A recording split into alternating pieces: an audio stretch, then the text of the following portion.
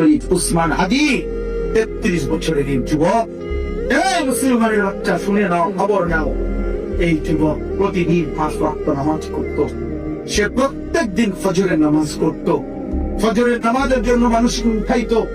ফজরের নামাজের পরে তার নির্বাচনী এলাকায় মানুষের কাছে দাঁড়ে দাঁড়ে দুয়ারে দুয়ারে যাইতো। সে জুমার নামাজ পড়ে, জামাতে জুমার নামাজ পড়ে গুলিবিদ্ধ হয়েছে। সে আল্লাহর কাছে বলতে পারবে না, না আমি শেষবারও জুমার নামাজ জামাতে পড়ে তোমার কাছে আসছি মালিক।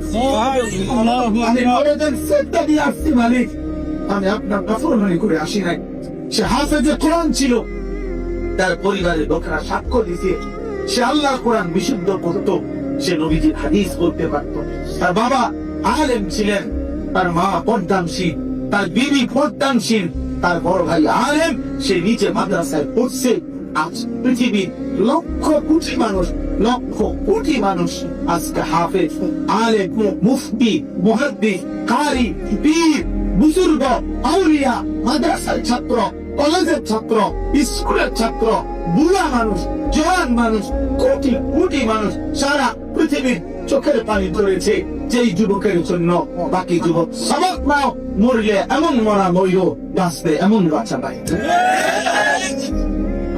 দেখা মরিস না, যুবক দেখা মরিস না, উলঙ্গ ছবি দেখা মরিস না। তোর নাম কোন কুত্তাও নিত না। আমি বলে গেলাম, আমার নাম আনিসুর রহমান। নাফরমান যুবক, নারী ছবি, মদ, জুয়া,